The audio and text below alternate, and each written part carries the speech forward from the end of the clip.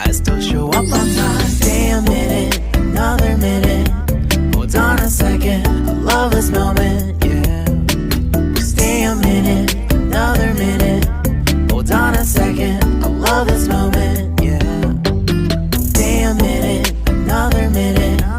Hold on a second, I love this moment, yeah. Assalamualaikum sahabat sejarah, kali ini kita akan mengupas sejarah panjang Gunung Semeru atau yang biasa dikenal dengan Mahameru. Setelah meletusnya Gunung Semeru Sabtu tanggal 4 Desember tahun 2021, banyak kisah dan cerita oleh masyarakat, persoalan mitos-mitos serta sejarah terkait gunung tersebut. Dikutip dari kanal YouTube Pegawai Jalanan. Alhasil, Semeru sering diaktualisasikan sebagai wujud kebesaran karena tingginya yang mencapai 3.676 meter. Sebagai contoh eksistensi Semeru tak cuma ada dalam dokumen Belanda. Sebab Semeru telah hadir dalam naskah kuno yaitu Tantu Pagelaran dari abad ke-15. Kehadiran Gunung Semeru dalam naskah Tantu Pagelaran jadi bukti bahwa gunung para dewa. Semeru adalah gunung tertinggi di Pulau Jawa. Dalam kosmologi Hindu, Semeru diartikan sebagai pusat jagat raya, orang-orang menjulukinya sebagai gunung tempat bersemayamnya para dewa. Penting peradaban di tanah Jawa. Dalam naskah Tantu Pagelaran dikisahkan awal mula Gunung Semeru berasal dari India, kala itu Pulau Jawa masih terombang-ambing oleh samudra.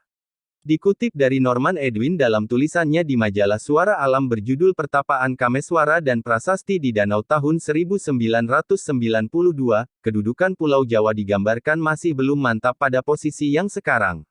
Seketika Batara Guru sang penguasa tunggal memerintahkan para dewa dan raksasa untuk memindahkan Gunung Mahameru di India sebagai pemberat. Tujuannya agar Pulau Jawa tidak terombang-ambing lagi, baik dewa dan raksasa langsung melaksanakan perintah sang Batara Guru itu. Dewa Wisnu menjelma menjadi kura-kura yang besar. Lalu menggendong Mahameru. Dewa Brahma mengubah dirinya menjadi ular yang panjang sekali, lalu melihat gunung itu agar bisa ditarik ke tanah Jawa.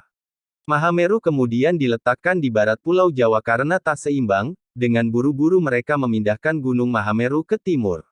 Dalam perjalanannya beberapa bagian dari Mahameru tercecer dan membentuk gunung-gunung di sepanjang Pulau Jawa. Mahameru pun berhasil ditempatkan di sebelah timur, akan tetapi masalah belum lagi selesai karena ternyata Gunung Mahameru itu miring ke arah utara. Maka diputuskanlah untuk memotong ujung gunung itu lalu memindahkannya ke barat laut dan diberi nama Gunung Pawitra. Mahameru itu adalah Gunung Semeru sedangkan Pawitra sekarang dikenal sebagai Gunung Pananggungan. Gelar Gunung Para Dewa pun dilegitimasi oleh cerita Gunung Semeru sebagai area pertapaan Dewa Siwa. Untuk memperindah lokasi pertapaan Dewa Siwa, disebutkan membuat sebuah danau untuk pemandiannya. Konon danau tersebut adalah Ranukumbolo. Kisah-kisah itu juga diperkuat dengan ditemukannya situs purbakala di sekitar Gunung Semeru. Yang paling terkenal adalah prasasti di Ranukumbolo dan arca pada prasasti di Ranukumbolo yang berbahasa Jawa kuno diperkirakan telah hadir sejak awal abad ke-12. Pesan-pesan dalam prasasti berisikan tulisan memperingati kunjungan dari Kerajaan Kediri yang berziarah ke sebuah pemandian suci. Diduga raja pun sempat melakukan pertapaan di kawasan itu. Orang yang berjasa mengenalkan Semeru ke dunia adalah ahli biologi berkebangsaan Belanda yaitu Jacqueline Netcliffe yang penasaran dengan legenda Semeru. Menjadi orang pertama yang mendaki gunung itu menurut Carol W. Womser dalam buku Kemewahan Gunung-Gunung tahun 1928 mempunyai buku menulis paling lihai mendaki Gunung Semeru di sebelah barat daya, lewat Widodaren pada tanggal 19 Oktober tahun 1838. Jalur itu dikenal sebagai jalur pendakian yang sukar akan tetapi setelah pendakian Klinet pendaki-pendaki Eropa lainnya muncul satu demi satu.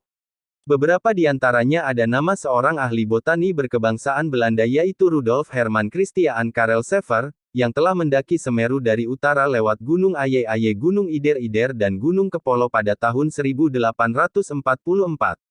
Sesudahnya, Residen Pasuruan mencoba peruntungan untuk mendaki Semeru namun pihak residen gagal mencapai puncak. Perlahan-lahan Gunung Semeru pun menjadi populer. Kepopuleran itu berkat Badan Pariwisata bentukan pemerintah Hindia Belanda. Badan wisata dengan akronim DVD itu lalu mencatatkan Semeru sebagai destinasi wisata wajib dikunjungi jika berkunjung ke Pulau Jawa. Mungkin lewat buku panduannya yang berjudul Java The Wonderland tahun 1900, Gunung Semeru menjadi destinasi yang banyak dibahas. Kalau menyebut daerah Jawa Timur di tengah perjalanan melewati jalanan mengenal sebuah pemandangan luar biasa. Terlihat dari terbuka di bagian selatan di sana kita melihat sebuah puncak Gunung Semeru berdiri dengan anggunnya dan berada di bawah kemegahan sinaran menyilaukan matahari pagi. Semeru terlihat jelas, seperti kita melukis imajinasi dengan warna-warna hidup melukiskan luas langit yang biru disertai bentangan hutan yang tertutup cemara hijau. Cerita dalam buku Java The Wonderland untuk mengenang eksistensi Semeru halayak umum masih dapat mengakses catatan harian dari Su Hokgi dalam buku catatan seorang demonstran tahun 2008.